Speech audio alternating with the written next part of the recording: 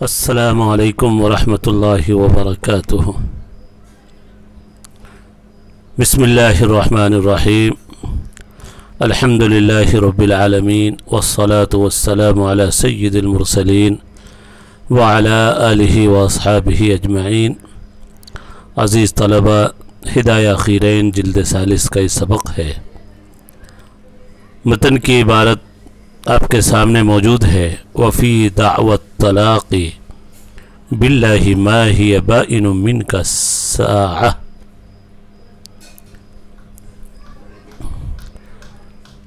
ذکر اس بات کا چل رہا ہے کچھ مسائل ایسے ہیں جن میں مدعا علیہ سے حاصل سبب کی قسم لی جائے گی، سبب کی نہیں۔ کل 3 مسئلوں کا ذکر آیا۔ بے کا مسئلہ ہے، بے کا دعویٰ ہوا تو مدعا علیہ انکار کر رہا ہے تو یہ نہیں قسم لی جائے گی ما بعتو، بلکہ یہ قسم لی جائے گی کہ ہم دونوں کے درمیان بے اب قائم نہیں ہے۔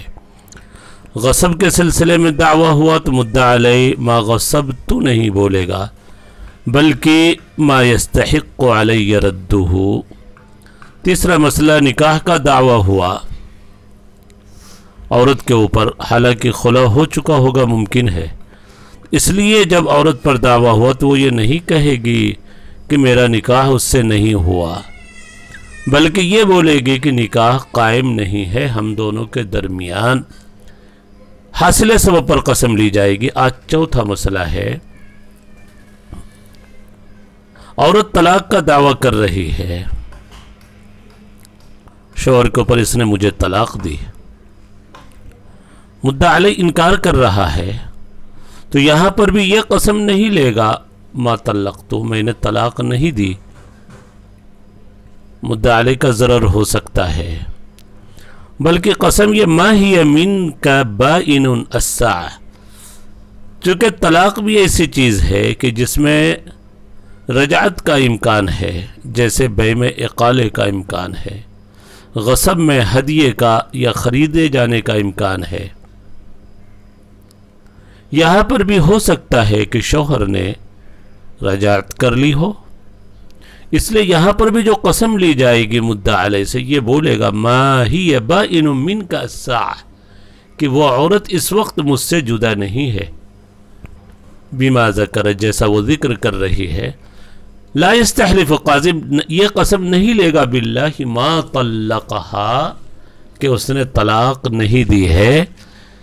یہ 4 مسئلے پورے ہوئے جن میں حاصل سبب کی قسم لی جائے گی۔ سبب ما بعتو، ما غصبتو، ما تزوجتو، ما طلقتو، سبب کی قسم نہیں لی جائے گی بلکہ حاصل سبب کی قسم لی جائے گی۔ لأن النکاح قد یجدد، اس لیے کہ نکاح کی کبھی کبھی تجدید بھی ہو جاتی ہے بعد الابانہ، جدائیگی کے بعد طلاق بائن بھی ہو گئی تو بھی جدید نکاح کر لیا جاتا ہے، یا فقط طلاق رجعی ہوئی تھی تو اس میں رجعت کے ذریعے اس طلاق کے حکم کو ختم کر دیا جاتا ہے۔ لہذا یہ مسلک ہے طرفین کا کہ فیحلف علی الحاصل، قسم لی جائے گی، یا فیحلف، مدعا علیہ جو قسم کھائے گا حاصل سبب پر قسم کھائے گا۔ فی هذه الوجوہ، ان تمام صورتوں میں 4 صورتیں آئی اور آپ کے بین السطور میں 4 صورتیں لکھی ہوئی ہے۔ غلام کے خریدنے کا مسئلہ، غصب کا مسئلہ، نکاح کا مسئلہ اور طلاق کا مسئلہ۔ یہاں پر حاصل سبب پر قسم لی جائے گی، کیوں؟ لأنه لو حلف على السبب، اس لیے کہ اگر سبب پر قسم لی گئی تو مدعا علیہ کا نقصان ہو سکتا ہے۔ مثلا پہلے ہی مسئلے میں آپ غور کیجئے، اقالہ ہو چکا ہے، اگر ما بعتو وہ قسم کھائے گا کہ نہیں بیچا تو یہاں پر نقصان ہو سکتا ہے مدعا علیہ کو، یا قسم کھانے سے انکار کیا حالانکہ اقالہ ہو چکا ہے تو وہ مبیع دینا پڑ سکتا ہے، اس کے حوالے کرنا پڑ سکتا ہے۔ ان تمام مسئلوں میں مدعا علیہ کا ضرر ہو سکتا ہے، اس لیے حاصل سبب کی قسم لی جائے۔ اور حاصل سبب کے قسم کی جو مثال ہے یہ طرفین رحمہم اللہ کا ہے۔ هذا قول ابی حنیفہ و محمد رحمہم اللہ۔ طرفین کا مسلک ہے، حضرت امام ابو یوسف رحمۃ اللہ علیہ کا مسلک یہ ہے کہ تمام مسئلوں میں سبب ہی کی قسم لی جائے گی. یحلف فی ذلک علی السبب یا یحلف فی ذلک علی السبب، مدعا علیہ جو قسم کھائے گا سبب کے سلسلے میں. ہاں مدعا علیہ اگر تعریض کر رہا ہے، مثلا یہی بول رہا ہے کہ بھائی بیع ہوئی تھی لیکن اقالہ ہو چکا، یا یہ کہ غصب کیا تھا لیکن بیچ دیا اس نے مجھے، یا ہدیہ کر دیا میرے ہاتھ اس شے مغصوب کو، اگر اس طرح وہ تعریض کر رہا ہے تو پھر اس صورت میں اب حاصل سبب کی قسم لی جائے گی. امام ابو یوسف رحمۃ اللہ علیہ اولاً سبب کی قسم، لیکن مدعا علیہ اگر کوئی تعریض کرے، تعرض کرے تو اس وقت پھر حاصل سبب کی قسم لی جائے گی. حضرت امام ابو یوسف رحمۃ اللہ یحلف فی ذلک علی السبب الا اذا عرض المدعا علیہ بما ذکرنا، مگر یہ کہ مدعا علیہ تعریض کرے ان مسائل کے ذریعے جو ہم نے ذکر کیا، مثلا اقالے کا وہ ذکر کرے کہ اقالہ ہو چکا، یا دعوی نکاح تھا پھر وہ یہ کہے کہ بھائی خلا ہو چکا ہے، یا دعوی طلاق ہے عورت کی جانب سے لیکن شوہر کہہ رہا طلاق تو ہوئی تھی لیکن ہم نے تجدید نکاح کر لیا ہے، رجعت، اس طرح تعریض کرے تو اب حاصل سبب کی قسم لی جائے گی. حضرت امام ابو یوسف رحمۃ اللہ علیہ فحینئذ یحلف علی الحاصل، تو گویا امام ابو یوسف رحمۃ اللہ علیہ حاصل سبب پر قسم لینے کے منکر نہیں ہے. اولاً وہ سبب پر قسم لینے کے قائل ہے، لیکن اگر اس طرح کی کوئی بات پیش آ گئی اور مدعا علیہ اس کی تعریض کر رہا ہے تو پھر حاصل سبب کی قسم لی جائے گی، جیسا کہ طرفین رحمہم اللہ کا مسلک ہے. ایک اور قول سنیے، تیسرا قول وقیل، جس کے قائل امام شمس الائمہ حلوانی ہیں، کہ دیکھا جائے مدعا علیہ کس چیز کا انکار کر رہا ہے. اگر سبب کا انکار کر رہا ہے تو سبب کے بارے میں قسم لی جائے، اور اگر وہ حاصل کا انکار کر رہا حاصل سبب کا تو حاصل سبب پر قسم لی جائے. یہ بھی بڑا اچھا قول ہے امام شمس الائمہ حلوانی کا. وقیل ینظر الی انکار المدعا علیہ، دیکھا جائے مدعا علیہ کے انکار کی طرف، ان انکر السبب، اگر وہ سبب کا انکار کرے تو یحلف علیہ یا یحلف علیہ، اس سے قسم لی جائے. وَإِنْ أَنْكَرَ الْحُكْمَ، حکم یعنی حاصل سبب کا وہ انکار کر رہا ہے تو یحلف علی الحاصل. بات ہو گئی ختم. تین اقوال، طرفین کا ایک قول، امام ابو یوسف رحمۃ اللہ علیہ کا ایک قول، شمس الائمہ حلوانی کا ایک قول. یہ تین اقوال ہو گئے. اب خلاصے کے طور پر امام صاحب ہدایہ طرفین کے مسلک کے بارے میں کہہ رہے کہ طرفین کا اصل مسلک تو یہی ہے کہ حاصل سبب کی قسم لی جائے. فالحاصل، حاصل سے مراد هو الاصل عندهما، حاصل سبب ہی اصل ہے طرفین رحمہم اللہ کے نزدیک، حاصل سبب سے قسم لی جائے. لیکن حاصل سبب سے جو قسم لینے کا ذکر ہے طرفین کے نزدیک، ان کے نزدیک بھی ایک شرط ہے، جبکہ سبب ایسا ہو جو کسی ختم کرنے والی چیز سے ختم ہو جائے. جیسے اوپر جو چاروں مثال آئی، بیع ختم ہو جاتی ہے اقالے کے ذریعے، غصب کا حکم ختم ہو جاتا ہے ہبہ اگر کر دیا اس شے کو، نکاح ختم ہو جاتا ہے خلا سے، طلاق سے، اور طلاق کا حکم ختم ہو جاتا ہے رجعت کی وجہ سے. تو اگر ایسا سبب ہے جو کسی رافع اٹھانے والی چیز سے وہ سبب اٹھ جاتا ہے، ختم کرنے والی چیز سے ختم ہو جاتا ہے، ان مسئلوں میں امام طرفین رحمہم اللہ کے نزدیک حاصل سبب کی قسم لی جائے گی.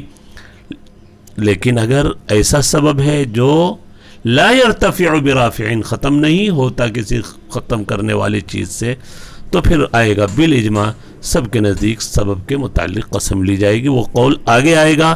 یہاں پر پھر سے دیکھیے آپ، حاصل سبب پر قسم یہی اصل ہے عندہما طرفین کے نزدیک، لیکن شرط ہے سبب ایسا ہو یرتفع برافع، کسی اٹھانے والی چیز سے اٹھ جائے، یعنی کسی ختم کرنے والی چیز سے ختم ہو جائے. تو یہ بھی بات ختم ہوئی.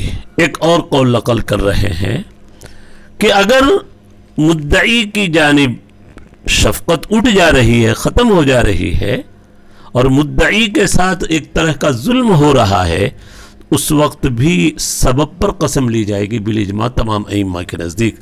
اگر مدعی کے ساتھ ترک شفقت ہے، تو پھر سبب پر قسم، یعنی صورت مسئلہ یہ ہے کہ اگر وہاں پر حاصل سبب پر قسم لی جائے تو وہاں پر مدعی کا نقصان ہو رہا ہے، مدعی کو ضرر ہو رہا ہے، مدعی کے ساتھ شفقت نہیں ہو رہی، تو پھر اس وقت میں بالاجماع سبب پر قسم لی جائے گی۔ دو مسئلے آگے آ رہے ہیں، وہاں پر آپ سمجھیں گے۔ پہلے عبارت دیکھیے، إلا إذا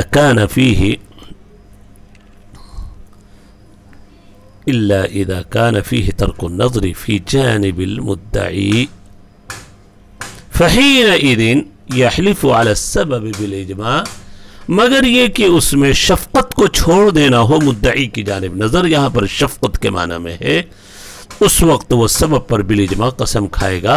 مدعی کے ساتھ شفقت والا برتاؤ نہیں ہو پا رہا ہے، مدعی کا نقصان ہو رہا ہے، پھر حاصل سبب پر نہیں بلکہ سبب پر قسم لی جائے گی۔ دو مسئلے دیکھیے، ایک عورت مطلقہ ثلاثہ ہے،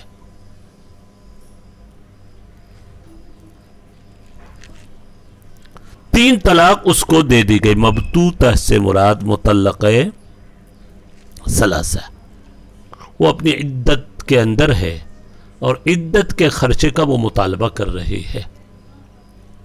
یہاں پر آپ کو شاید اختلاف یاد ہو، ہدایہ اولین میں آپ نے اختلاف پڑھا ہوگا امام شافعی اور امام حنیفہ کا مطلقہ ثلاثہ کے سلسلے میں۔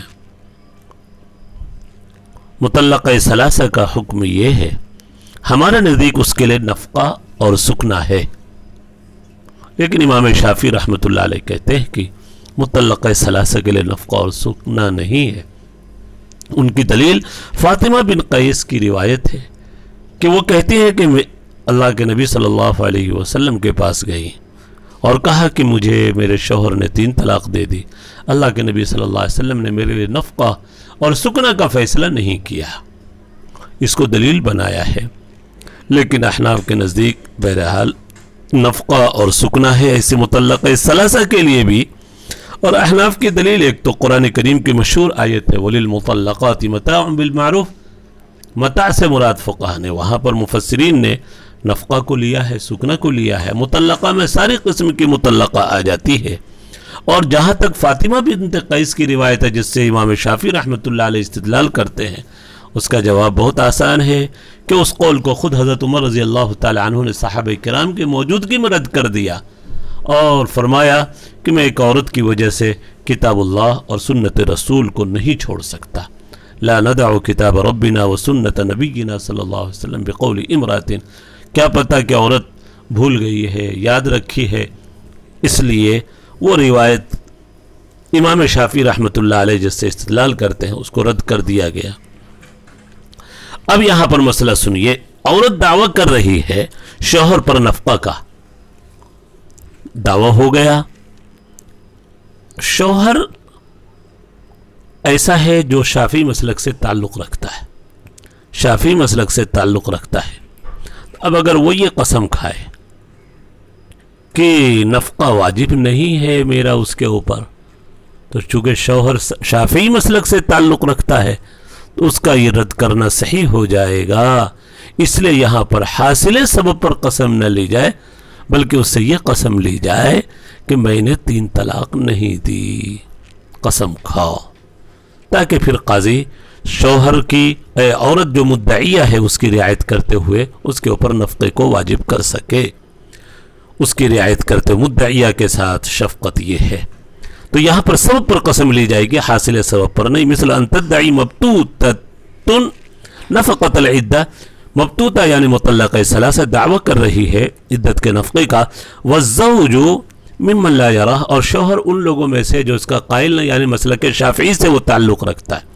ایک اور مسئلہ اسی طرح حق شفاع کا دعویٰ ہے پڑوس کی وجہ سے، حق شفاع کا بھی اختلاف سن لیں۔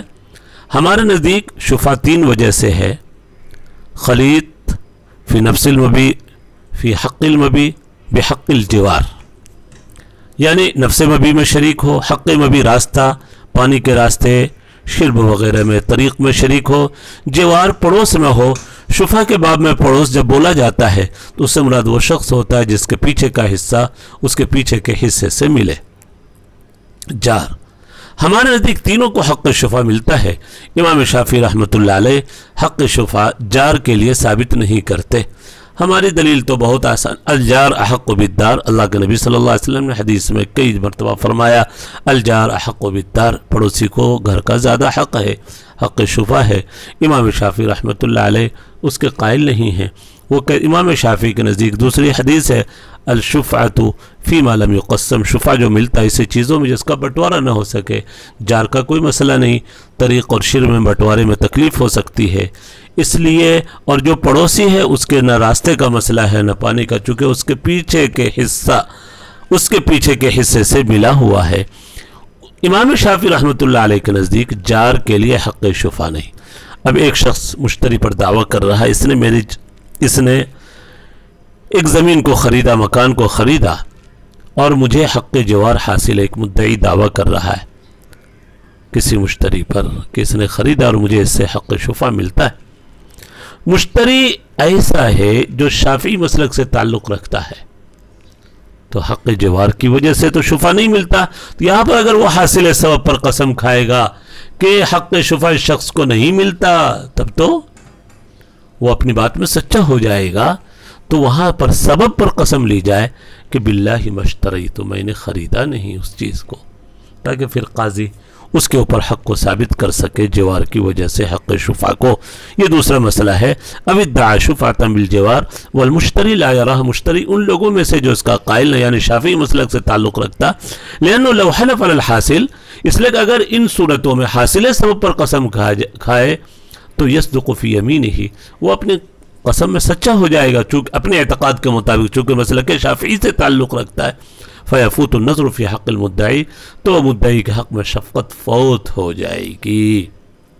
اس لیے ان دو مسئلوں میں، مبتوتہ کا مسئلہ اور جوار کی وجہ سے حق شفا کے مسئلے میں، حاصل سبب پر قسم نہیں بلکہ سبب پر قسم لی جائے گی۔ اب آگے کی کچھ اور عبارتیں باقی ہے جس کا تعلق شرح سے ہے، لیکن عبارت تھوڑی لمبی ہے، باب آگے ختم ہوگا اگلے سبق میں، اگلے سبق کا انتظار کریں۔ اللہ ہم سب کے لئے فہم اور سمجھنا آسان فرمائے۔ وصلی اللہ علی النبی الکریم۔ السلام علیکم ورحمۃ اللہ وبرکاتہ۔